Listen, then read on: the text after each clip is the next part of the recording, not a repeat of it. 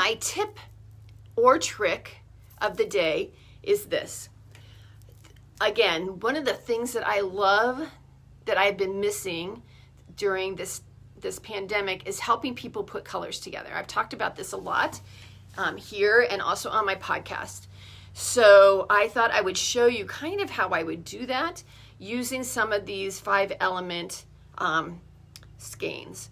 So the first part of this tip is, so if you're going to put something together, let's say for a shawl, and you want to use, your variegated colorway, that's where you're going to start, is at the variegation, right?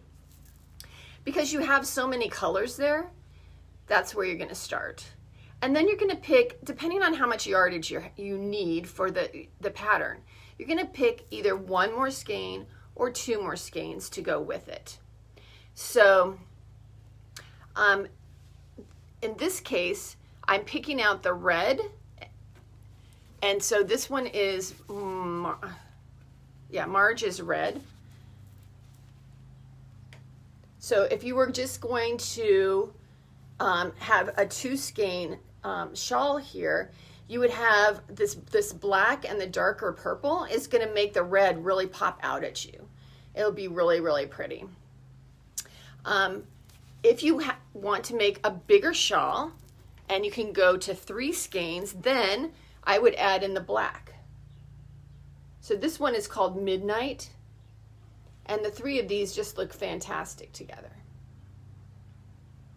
So remember, you're going to take your first skein, your variegated one, you're going to pick 1 or 2 colors out of there, and then you start auditioning with whatever else that you have in your stash if you're at home, or at somebody's booth. Let me show you another one. So with the Gaia, and some people might be kind of put off by this really bright color, but it really gives you a nice pop. So I'm going to show you two different looks that you can get with this, whether you like the lime or not. So let's go, you're not a lime lover. So then you're going to pick the blue and the purple. And so here we have Hyacinth. So it's picking up those purples in here. And here you have Azure, so you have your blues, and that would be really pretty.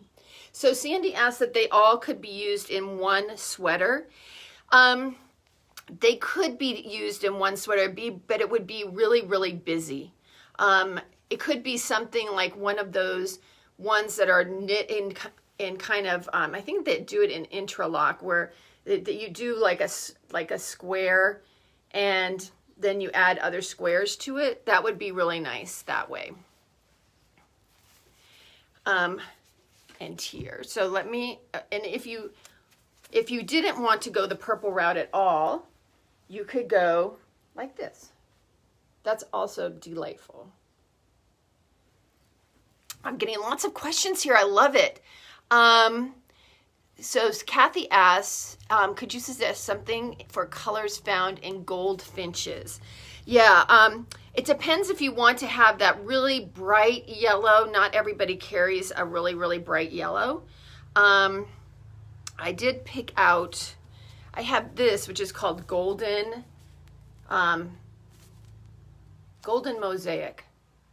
And I was thinking that these guys would look really great together. So again, I'm taking my variegated, and then instead of my semi-solid, I'm looking at a spreckly one. Because again, that won't break up the lines and it will look really nice. And then you can either add in the turquoise back in, or you could add in the deeper blue. And that would make another stunning, stunning shawl. And Kathy, I will send you a picture, because we've talked on Messenger. I'll send you a picture of some, since I haven't pulled out those colors, that would work for a goldfinch. Okay, and that's the kind of thing I can do when we're doing the Zoom concierge kind of deal. that works out too. Oh, and I wanted to show you this. If you are a lover of lime, because a lot of people are, you can really go hog wild into the lime. This one is called New Leaf. And again, I think I would calm it down with a darker blue. I think is that stunning or what? That would be so much fun. And I think I like that better. I don't think, and this is how you audition it too, right? Because I have this purple now, and the purple and that green are kind of a split complementary. So this one, it's okay, but I think this really makes it pop. So that is how I would pick something out to work with. So if you wanted to use like the Storm Gathering, and I would probably go with this the black, and then you'd want to have some other like pop of color. So you might want to go like really wild and pick out something with some red in it. This one's called a night out. Or you might want to even go more like color blocking. This one is called April Showers. And those would make a really nice set as well. So there's a tip.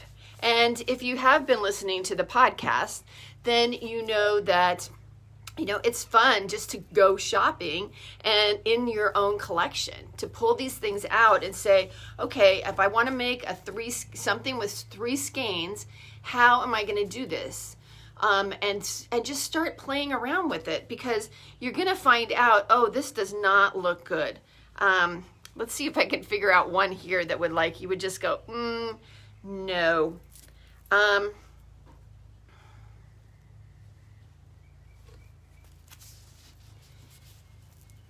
This one is close, but the red is like a really different red, and it kind of clashes a little bit. And while it looks okay on the camera, when I look at it up close, the red here is like a softer red. This is like a more vibrant red. So it's a little bit it's just like a little bit on the wrong side. And so those you just say, you know what? That is not what I'm going to make it with. And that's okay too, because we all have tons of choices. But by doing this in your own stash, you can also start making a wish list like, oh, I don't have anything that has a pop of yellow in it. Like this, like Kathy, this is the great yellow for the Oriole, right? Or goldfinch, sorry, goldfinch. That and some black is what you need, and a little bit of white for a goldfinch. So you just kind of pull things out, play with them, see how they work together. And that's the fun part, right? That's why we got into doing the knitting and doing the buying, collecting, because that's the fun part.